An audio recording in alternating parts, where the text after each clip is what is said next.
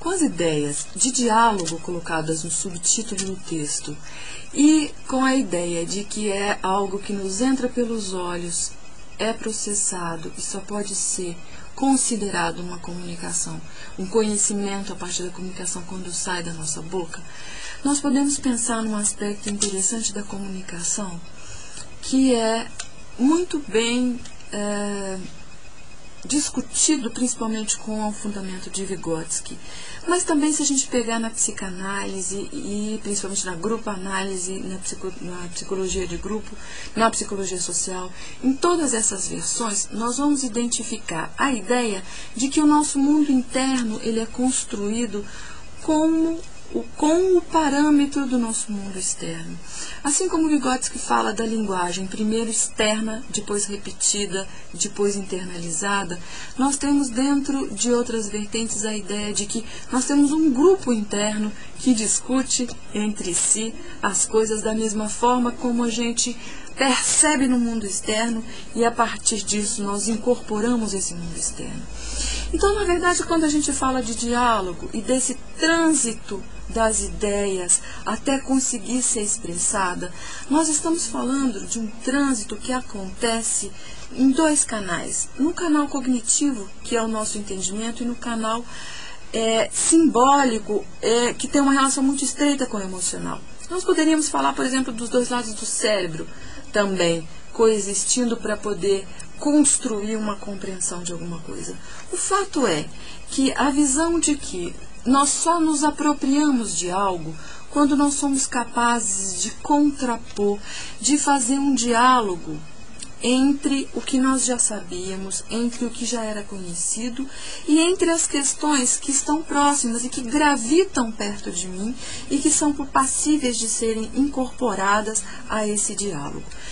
Isso vai acontecer a partir do momento em que eu tiver a facilitação no campo de convívio, no meu campo fenomenal, de elementos que propiciem isso. É aqui que nós queremos começar a nossa discussão sobre esse texto.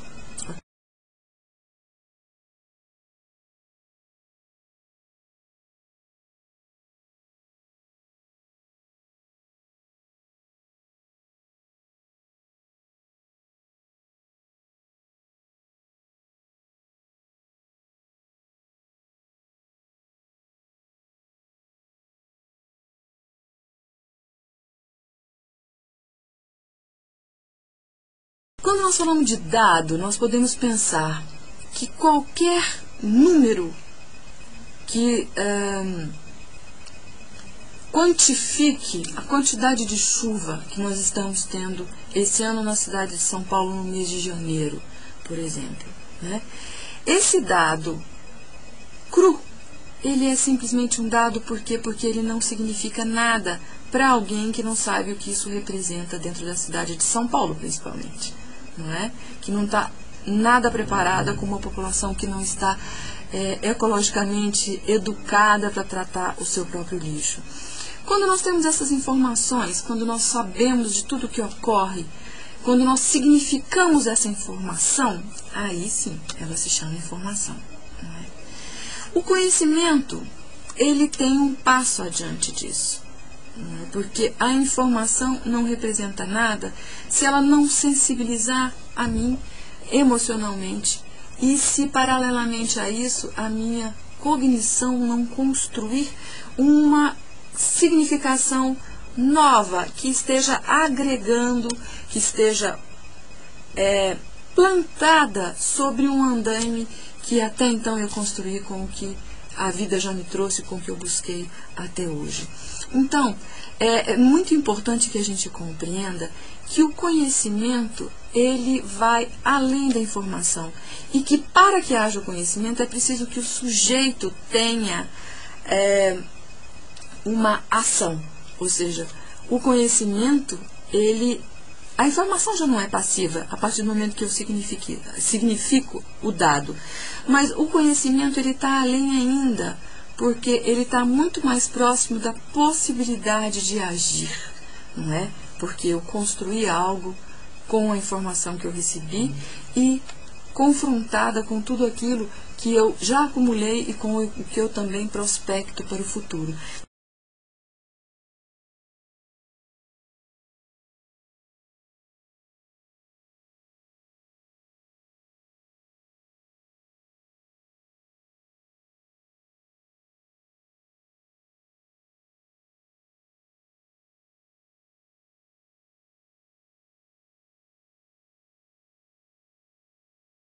Falando em desafio, a gente tem nessa última lâmina 3 pontos muito importantes, porque são questões práticas que desafiam a gente que trabalha com EAD.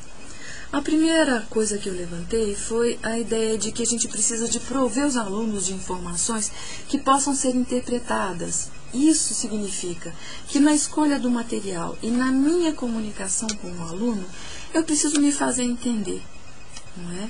Eu preciso garantir que ele possa significar isso que eu estou comunicando com ele.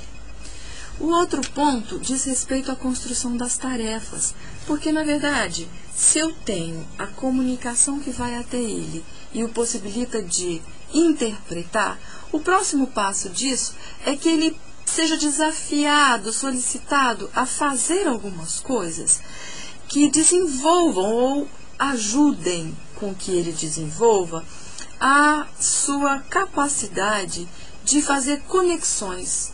Se nós pensarmos do ponto de vista das neurociências, nós estamos dizendo assim, eu quero que ele aproveite o maior número de conexões neuronais possíveis.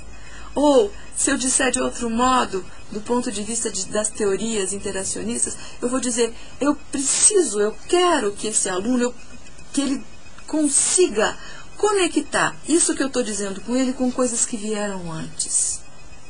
E esse aspecto a gente tenta trabalhar nas plataformas e a gente precisa de forma vital dos tutores que eles se engajem nesse propósito, porque são os tutores grande parte dos nossos braços, das nossas pernas, das nossas cabeças e dos nossos corações. Então, nesse aspecto, o tutor precisa estar imbuído dessa visão, porque é com isso que nós vamos chegar aos nossos objetivos, ainda que à distância.